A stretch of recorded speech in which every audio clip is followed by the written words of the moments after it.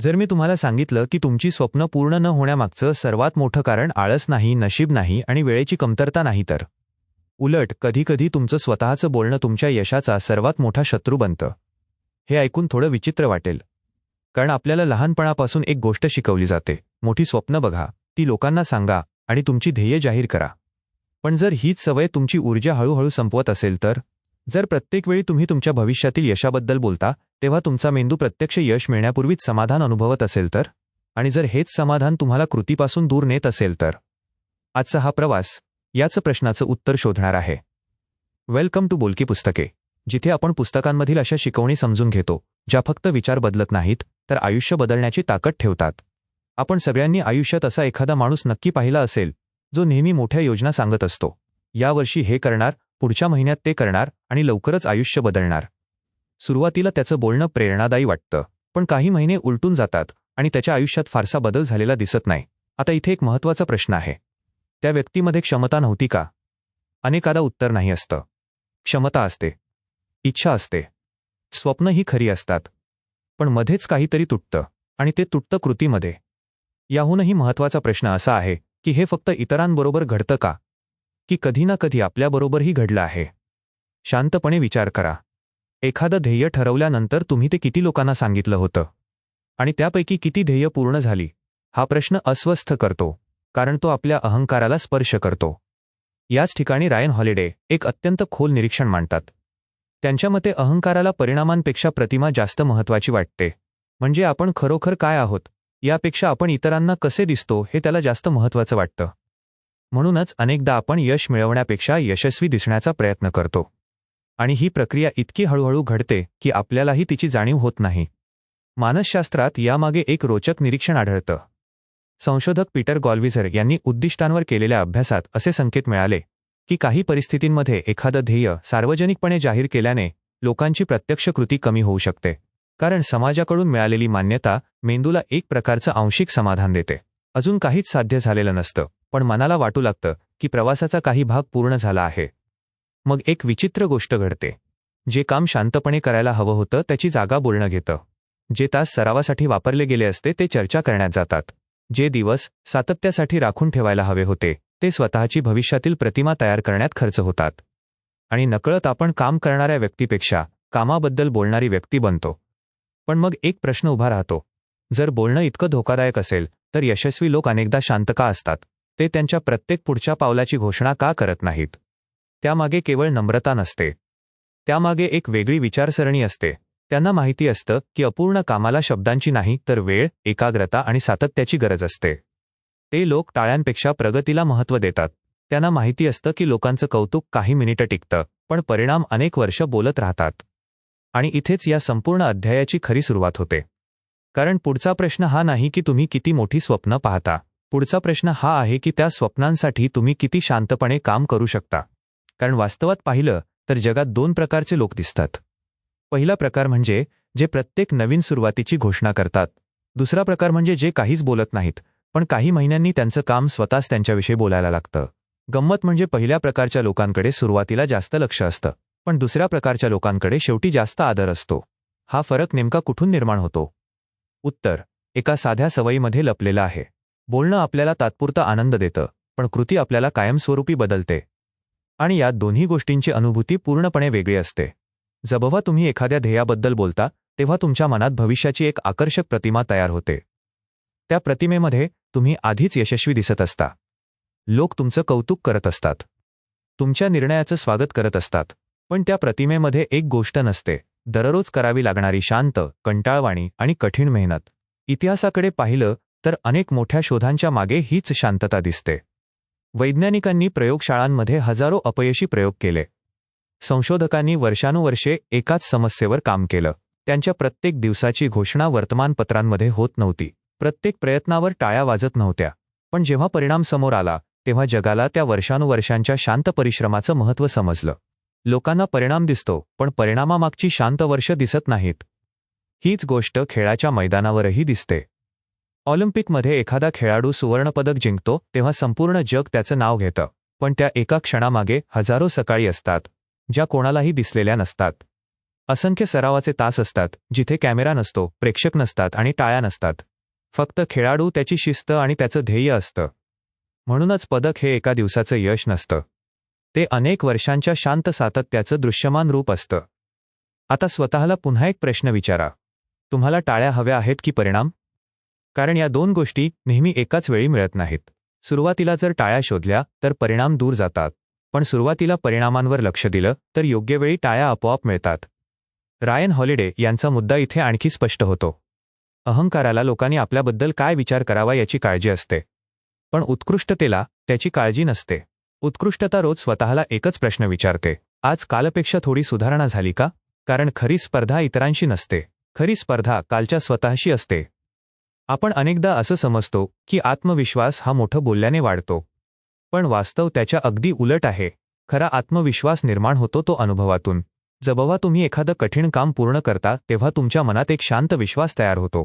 त्या विश्वासाला घोषणा करण्याची गरज नसते, कारण तो शब्दांवर उभा नसतो, तो कृतीवर उभा असतो.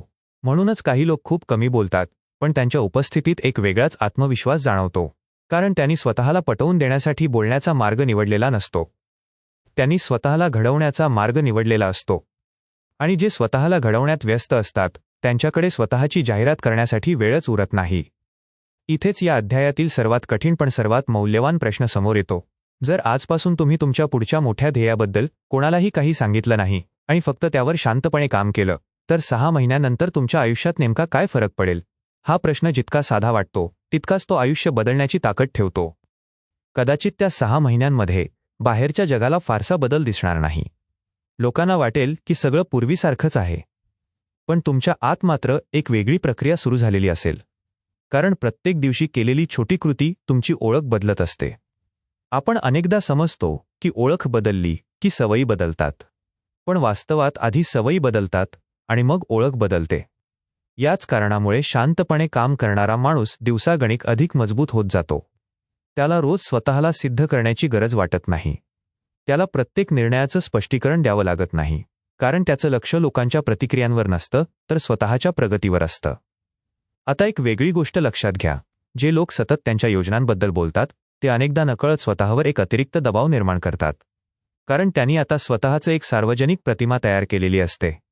मग त्यांचं लक्ष काम करण्यापेक्षा त्या प्रतिमेला जपण्यावर जातं. जर काही अडचण आली, प्रगती मंदावली किंवा दिशा बदलावी लागली तर त्यांना निर्णय घेणं कठीण जातं, कारण त्यांना अपयशापेक्षा लोक काय म्हणतील याची जास्त भीती वाटू लागते. पण शांतपणे काम करणाऱ्या व्यक्तीकडे हा प्रश्नच नसतो, कारण त्याने कोणालाही वचन दिलेलं नसतं. ने फक्त स्वतःशी एक करार केलेला असतो, आणि हा करार खूप वेगळा असतो. त्यामध्ये टाळ्यांची अपेक्षा नसते, त्यामध्ये फक्त सातत्याची जबाबदारी असते. याचं एक उत्कृष्ट उदाहरण व्यवसायाच्या जगात दिसतं. अनेक यशस्वी कंपन्यांनी सुरुवातीच्या काळात प्रसिद्धीपेक्षा उत्पादन सुधारण्यावर भर दिला. त्यांनी प्रथम ग्राहकांसाठी मूल्य निर्माण केलं आणि नंतर त्या कामामुळे त्यांची ओळख निर्माण झाली. उलट केवळ मोठ्या घोषणांवर उभे राहिलेले अनेक प्रकल्प सुरुवातीला चर्चेत आले, पण ठोस परिणाम नसल्यामुळे लवकरच लोकांच्या विस्मरणात गेले. बाजारपेठेला शेवटी वचनांपेक्षा मूल्य महत्त्वाचं वाटतं. हेच तत्त्व वैयक्तिक आयुष्यातही लागू होतं. समजा एखादी व्यक्ती दररोज केवळ 20 मिनिटं एखादं नवीन कौशल्य शिकते. सुरुवातीचे काही दिवस कोणताही मोठा बदल जाणवत नाही. एका आठवड्यानंतरही फारसं काही घडलेलं नसतं. एका महिन्यानंतरही बाहेरून पाहणाऱ्याला विशेष फरक दिसत नाही. पण 6 महिने आणि 1 वर्ष उलटल्यानंतर त्या सातत्याचा परिणाम इतका मोठा असतो की लोकांना तो अचानक झालेला बदल वाटतो. प्रत्यक्षात तो अचानक नसतो. तो दररोजच्या छोट्या कृतींची जमा असते. म्हणूनच मोठे बदल नेहमी शांतपणे सुरू होतात. बी पेरलं जातं तेव्हा आवाज होत नाही. मुळं वाढतात तेव्हाही आवाज होत नाही. आवाज तेव्हा होतो जेव्हा झाड फळांनी भरून जातं. पण जर मुळंच वाढली नाहीत तर फळं येणार कुठून? आणखी एक महत्त्वाची गोष्ट इथे समजून घ्यायला हवी. अनेक लोकांना असं वाटतं की जास्त बोलल्याने त्यांची बांधिलकी वाढेल, पण प्रत्यक्षात अनेक वेळा उलट होतं. बोलणं म्हणजे कृतीची हमी नसते. कृतीची हमी असते ती रोजच्या दिनक्रमात. म्हणून स्वतःला हा प्रश्न विचारा, आज मी माझ्या ध्येयासाठी किती मिनिटं दिली? हा प्रश्न मी माझ्या ध्येयाबद्दल किती लोकांशी बोललो या प्रश्नापेक्षा 1000 पट अधिक महत्त्वाचा आहे. कारण दिवसाच्या शेवटी तुमचं भविष्य तुमच्या शब्दांनी लिहिलं जात नाही. ते लिहिलं जातं तुमच्या पुनरावृत्ती होणाऱ्या सवयींनी. आणि ज्या क्षणी हा फरक स्पष्टपणे समजतो त्या क्षणापासून अहंकाराचा आवाज कमी होऊ लागतो आणि शिस्तीचा आवाज स्पष्ट ऐकू येऊ लागतो. आणि हीच ती जागा आहे जिथे अनेक लोक एक अतिशय महागडी चूक करतात. त्यांना वाटतं की प्रेरणा असेल तरच काम होईल, पण वास्तवात प्रेरणा ही कृतीचा परिणाम असते, कारण नाही. सुरुवातीच्या काही दिवसांत उत्साह असतो, नवीन ध्येय असतं, नवीन सुरुवातीचा आनंद असतो. पण काही दिवसांनी तो उत्साह कमी होतो. मग नेमकं काय उरतं? उरते ती सवय, उरते ती शिस्त, आणि उरतो तो निर्णय की आजही मी काम करणार. रायन हॉलिडे यांना इथे एक महत्त्वाचा मुद्दा मांडायचा आहे. अहंकाराला मोठे क्षण आवडतात, त्याला घोषणा आवडतात, त्याला कौतुक आवडतं. पण उत्कृष्टतेला मोठ्या क्षणांची गरज नसते. उत्कृष्टता लहान, शांत आणि वारंवार केलेल्या कृतींमधून तयार होते. म्हणूनच तुम्ही कधी एखाद्या खऱ्या तज्ज्ञाचं निरीक्षण केलं असेल तर एक गोष्ट लगेच लक्षात येईल.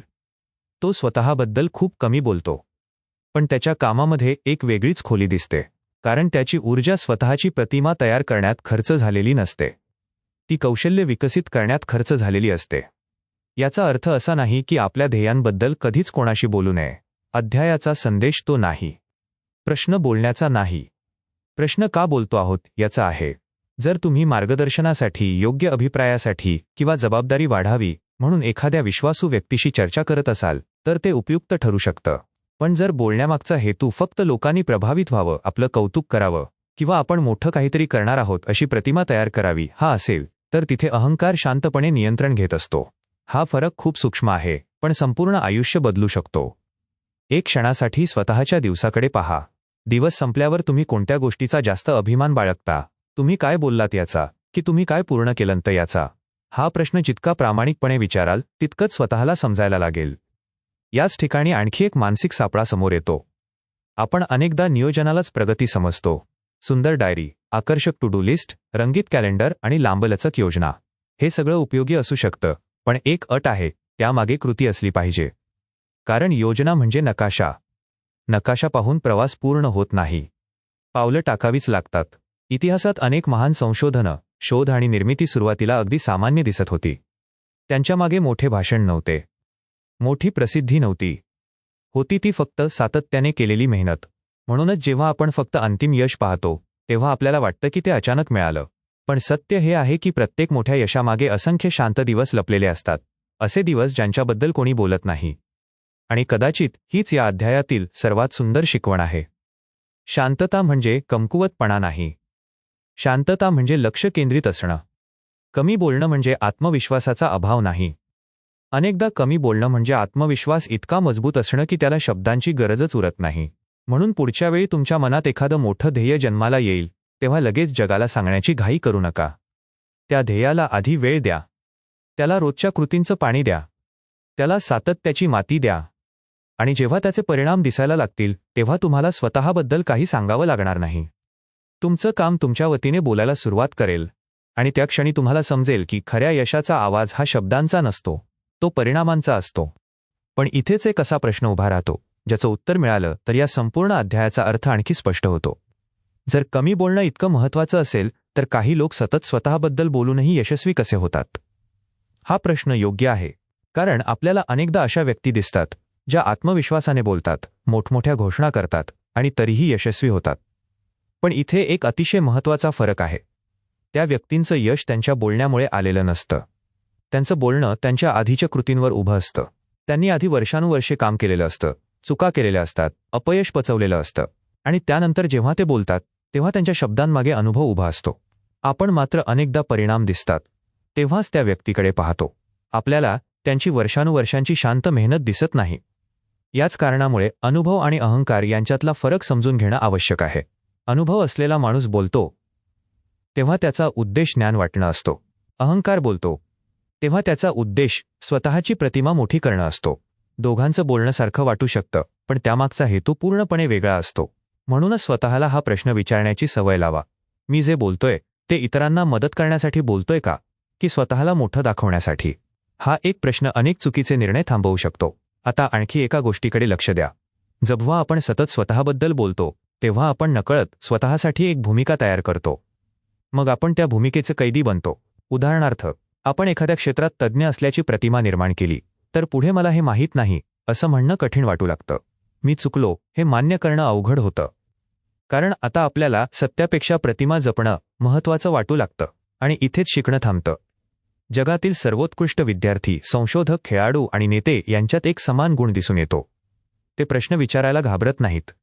त्यांना मला माहिती नाही असं म्हणण्याची भीती नसते, कारण त्यांच्यासाठी अज्ञान मान्य करणं ही कमजोरी नसते, ती शिकण्याची सुरुवात असते. याउलट अहंकार सतत सांगत राहतो, तुला सगळं माहिती आहे, स्वतःला सिद्ध कर आणि प्रत्येक चर्चेत जिंक. पण हा आवाज जितका मोठा होतो तितकी शिकण्याची क्षमता कमी होत जाते. म्हणून पुढच्या वेळी तुम्ही एखाद्या बैठकीत असाल, एखाद्या चर्चेत असाल किंवा नवीन काही शिकत असाल तेव्हा एक छोटा प्रयोग करा. स्वतःबद्दल कमी बोला, जास्त ऐका, जास्त प्रश्न विचारा. लोक काय सांगत आहेत ते पूर्ण लक्ष देऊन समजून घ्या.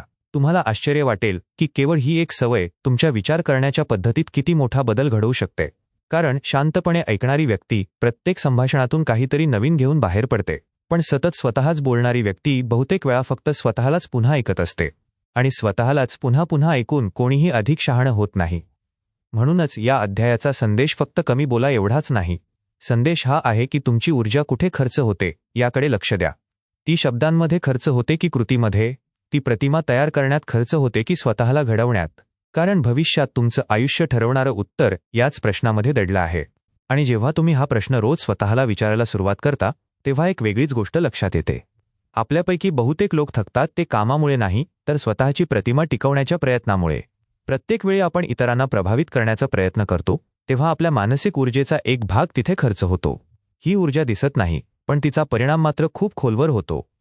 याचा अर्थ असा नाही की लोकांचं मत पूर्णपणे दुर्लक्षित करावं. माणूस सामाजिक प्राणी आहे. प्रत्येकालाच मान्यता आवडते, प्रत्येकाला कौतुक आवडतं. पण जेव्हा कौतुक हे काम करण्याचं कारण बनतं तेव्हा धोका सुरू होतो. कारण मग आपण योग्य गोष्ट करण्यापेक्षा लोकांना आवडेल अशी गोष्ट करू लागतो. आणि हीच सवय हळूहळू आपल्या निर्णय क्षमतेवर परिणाम करते. उदाहरणार्थ, एखाद्या संशोधकाला एखादा प्रयोग अयशस्वी झाला तर त्याच्यासमोर 2 पर्याय असतात. एक म्हणजे तो अपयश लपवून स्वतःची प्रतिमा जपेल. दुसरा म्हणजे तो त्या चुका स्वीकारेल, त्यातून शिकेल आणि पुढचा प्रयोग अधिक चांगला करेल. विज्ञानाची प्रगती दुसरा मार्ग निवडणाऱ्या लोकांमुळे झाली आहे. प्रत्येक मोठा शोध हा अनेक अपयशी प्रयोगांमधूनच जन्माला आला आहे. जर वैज्ञानिकांना फक्त स्वतःची प्रतिमा जपायची असती तर अनेक शोध कधीच लागले नसते. हेच तत्त्व आपल्या दैनंदिन आयुष्यात लागू होतं. जेव्हा आपण चूक मान्य करतो तेव्हा अहंकाराला धक्का बसतो, पण व्यक्तिमत्व मजबूत होतं. जेव्हा आपण अभिप्राय स्वीकारतो तेव्हा काही क्षण अस्वस्थता वाटते, पण कौशल्य वाढतं. आणि जेव्हा आपण शांतपणे सराव करत राहतो तेव्हा सुरुवातीला कोणी लक्ष देत नाही, पण कालांतराने परिणाम इतके स्पष्ट होतात की लोक दुर्लक्ष करू शकत नाहीत. म्हणून स्वतःला एक साधा प्रश्न विचारा, मी आज माझ्या प्रतिमेवर जास्त काम केलं की माझ्या क्षमतेवर? हा प्रश्न दिसायला साधा आहे, पण त्याचं उत्तर तुमच्या भविष्यातील दिशा ठरवू शकतं. रायन हॉलिडे यांचा संदेश इथे आणखी प्रभावी होतो. ते सांगतात की अहंकाराला वेग हवा असतो, त्याला लगेच परिणाम हवेत, त्याला लगेच ओळख हवी असते. पण वास्तवातील प्रत्येक मोठी गोष्ट वेळ मागते. झाड एका रात्रीत वाढत नाही, स्नायू एका दिवसात तयार होत नाहीत, कोणतंही कौशल्य काही आठवड्यांत परिपूर्ण होत नाही. मग आपण स्वतःकडून एवढी घाई का करतो? कदाचित कारण आपण परिणामांपेक्षा प्रतिक्रियांना जास्त महत्त्व देतो. जर आज तुम्ही एखादं नवीन कौशल्य शिकायला सुरुवात केली आणि कोणीही त्याचं कौतुक केलं नाही तर तुम्ही ते सुरू ठेवाल का? हा प्रश्न कठीण आहे, पण याच प्रश्नाचं उत्तर तुमच्या शिस्तीची खरी परीक्षा आहे. कारण जे लोक बाहेरच्या टाळ्यांवर अवलंबून असतात त्यांची गती टाळ्या थांबल्या की थांबते, पण जे लोक स्वतःच्या प्रगतीवर प्रेम करतात त्यांचा प्रवास कोणत्याही प्रेक्षकांशिवायही सुरू राहतो. आणखी एक गोष्ट लक्षात घ्या, शांतपणे काम करणं म्हणजे स्वतःला जगापासून वेगळं करणं नाही. त्याचा अर्थ फक्त एवढाच आहे की तुमचं लक्ष परिणाम निर्माण करण्यावर आहे, परिणामांची घोषणा करण्यावर नाही. तुम्ही प्रत्येक दिवशी स्वतःला थोडंसं सुधारत राहता. बाहेरून तो बदल लहान वाटतो, पण आतून तो तुमचं संपूर्ण व्यक्तिमत्व घडवत असतो. आणि हळूहळू एक दिवस असा येतो की लोक विचारतात, इतका मोठा बदल कसा झाला?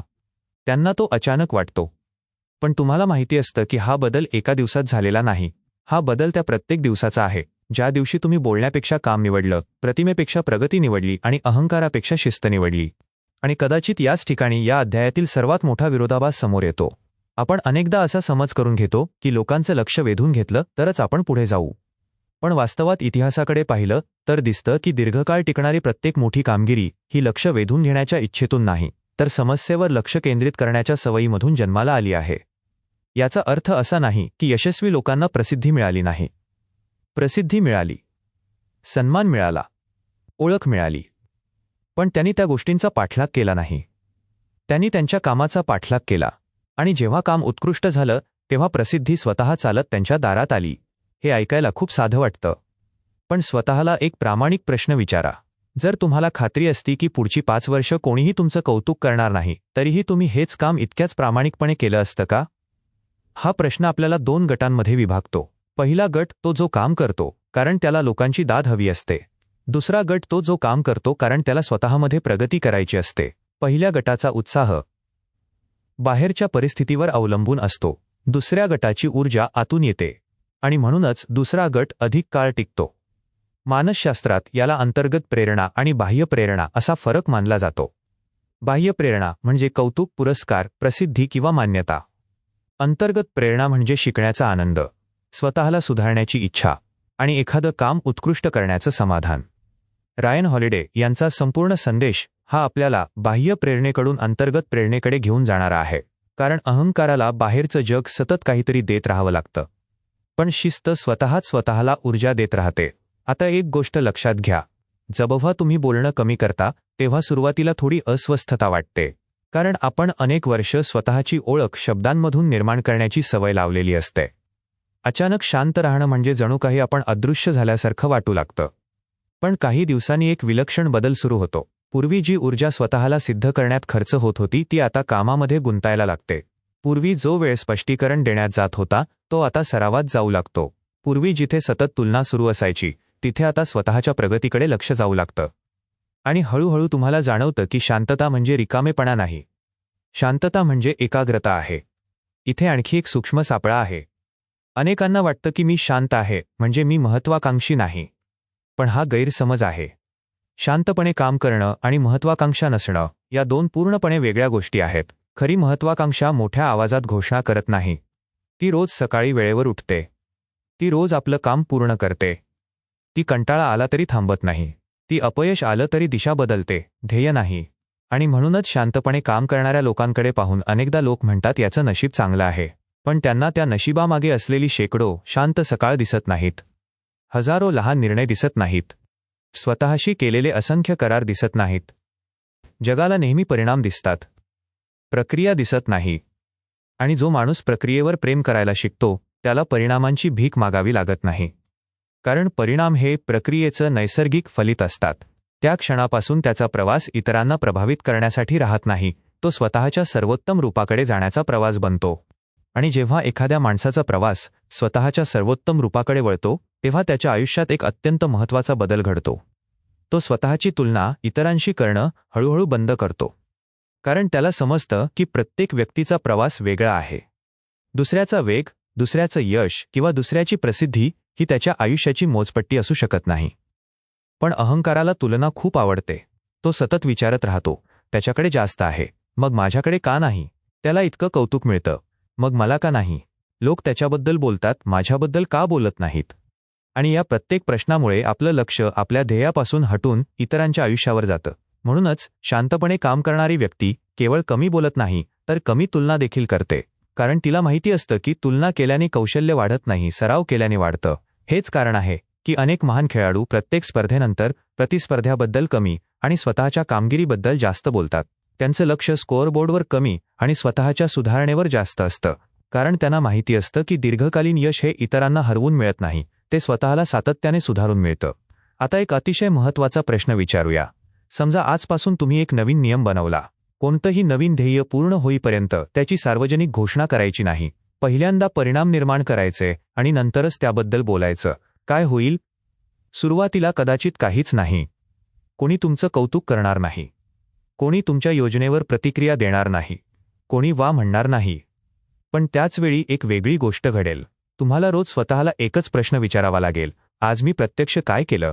कारण आता शब्दांनी स्वतःला समाधान देण्याचा मार्ग बंद झालेला असेल. आता फक्त कृतीच उरेल आणि इथूनच खरी शिस्त जन्माला येते. रायन हॉलिडे या अध्यायातून आपल्याला सतत एका दिशेने नेतात. ते सांगतात की जगाला प्रभावित करण्याची घाई करू नका, स्वतःला घडवण्याची घाई करा. कारण जगाचं मत बदलायला वेळ लागतो, पण स्वतःच्या सवयी बदलण्याचा निर्णय तुम्ही आत्ताच घेऊ शकता. एक गोष्ट लक्षात घ्या, जे लोक सतत बोलत राहतात त्यांना प्रत्येक दिवशी नवीन शब्द शोधावे लागतात. पण जे लोक शांतपणे काम करतात त्यांना नवीन शब्दांची गरज पडत नाही. त्यांच्या जागी त्यांचं काम बोलायला लागतं. आणि कामाचं एक वैशिष्ट्य असतं, ते कोणत्याही भाषेत समजतं. त्याला जाहिरातीची गरज नसते.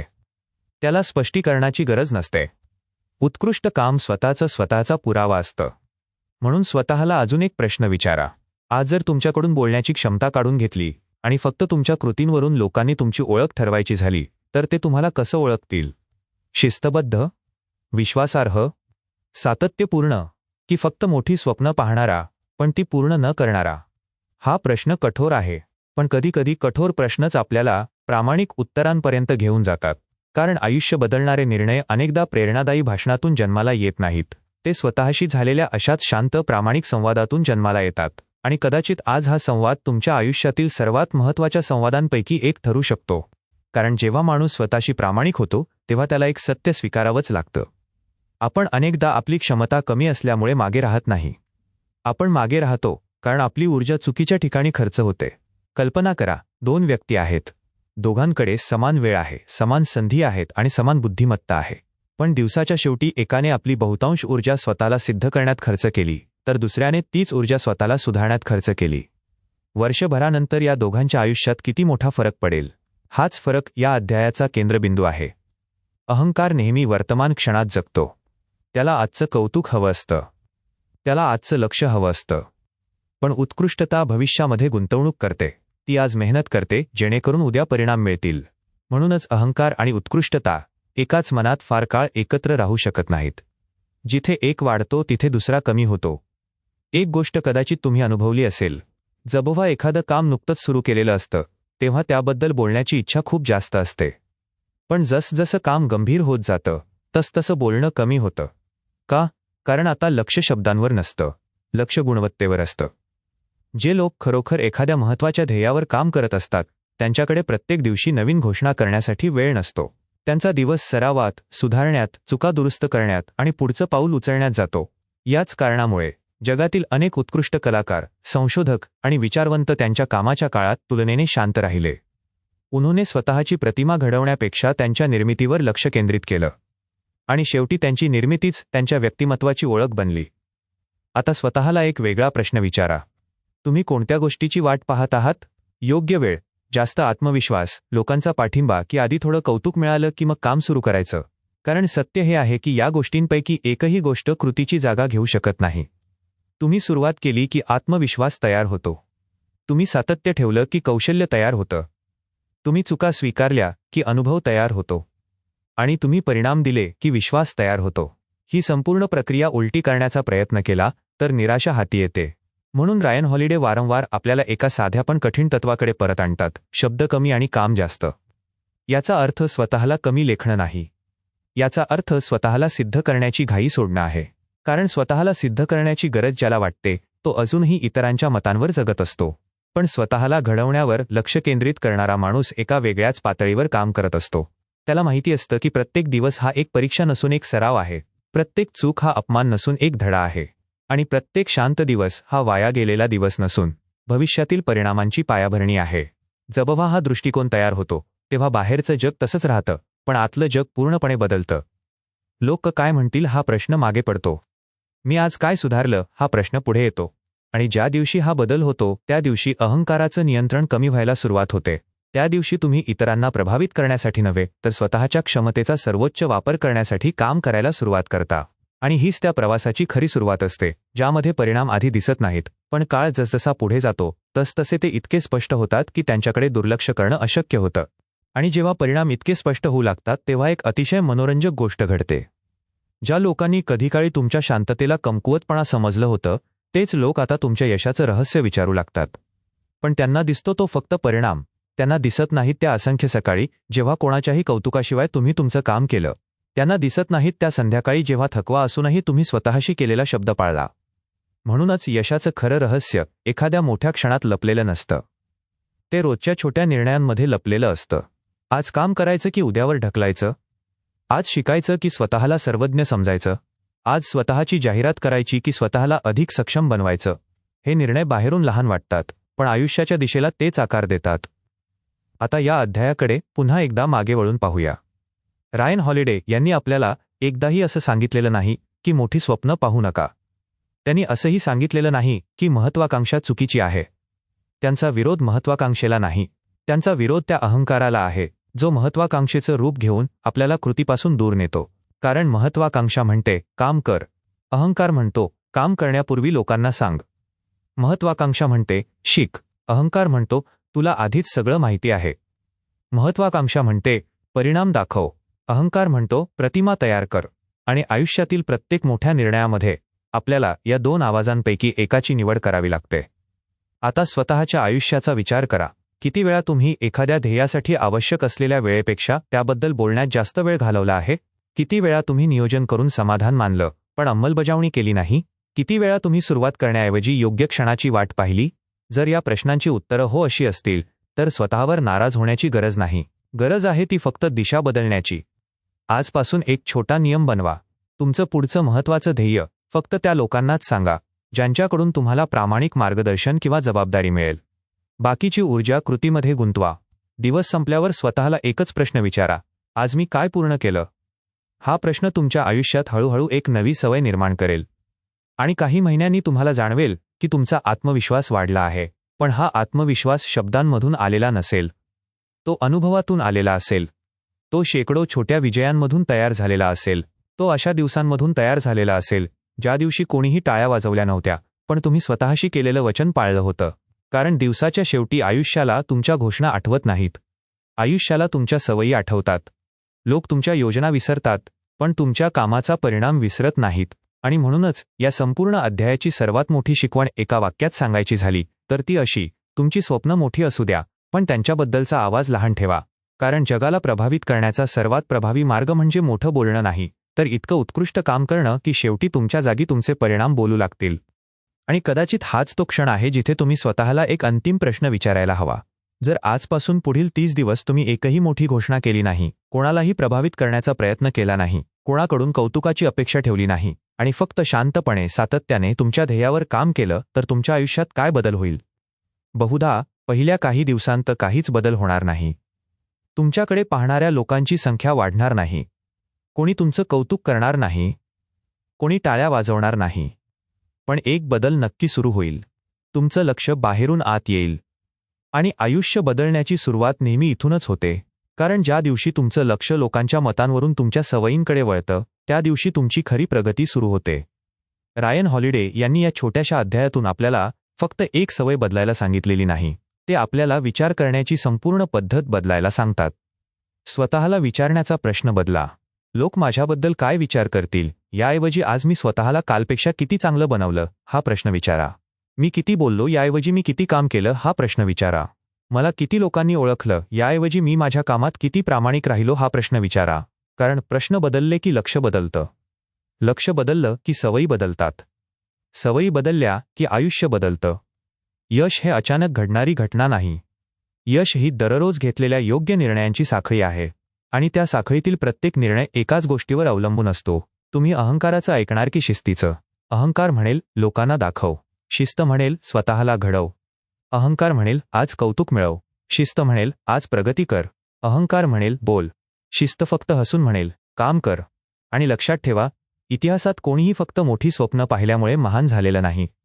कोणीही फक्त मोठ्या घोषणा केल्यामुळे यशस्वी झालेलं नाही. महानता मिळाली आहे त्या लोकांना ज्यांनी शांततेत स्वतःवर काम केलं, सातत्याने स्वतःला सुधारलं आणि परिणाम येईपर्यंत हार मानली नाही. म्हणून आजचा हा व्हिडिओ संपवण्यापूर्वी मी तुम्हाला एक छोटंसं आव्हान देतो. पुढील 30 दिवस कोणतीही नवीन घोषणा करू नका. कोणतंही नवीन वचन जगाला देऊ नका. फक्त स्वतःशी एक वचन करा. दररोज तुमच्या ध्येयासाठी एक पाऊल उचला. ते पाऊल किती लहान आहे याने फरक पडत नाही. महत्त्वाचं एवढंच की ते खरं असावं. कारण छोट्या सातत्यपूर्ण कृतींची ताकद कोणत्याही मोठ्या भाषणापेक्षा जास्त असते. जर हा विचार तुम्हाला मनापासून पटला असेल तर कमेंटमध्ये फक्त एक शब्द लिहा, कृती. तो शब्द आम्हाला दाखवणार नाही, तो शब्द तुम्हाला स्वतःलाच तुमचं वचन आजवण करून देईल. हा व्हिडिओ तुम्हाला उपयुक्त वाटला असेल तर तो अशा व्यक्तीसोबत नक्की शेअर करा जी मोठी स्वप्न पाहते पण बोलण्यातच अडकून पडली आहे. आणि अशाच पुस्तकांमधील सखोल जीवन बदलणाऱ्या शिकवणी मराठीत ऐकण्यासाठी बोलकी पुस्तके चॅनलला सबस्क्राईब करायला विसरू नका. पुन्हा भेटू एका नव्या पुस्तकासोबत आणि एका नव्या विचारासोबत. तोपर्यंत कमी बोला आणि जास्त करा. कारण शेवटी तुमच्या शब्दांपेक्षा तुमचे परिणामच तुमची खरी ओळख बनवतात. लक्षात ठेवा, मोठं यश मिळवणारे लोक मोठ्याने बोलत नाहीत.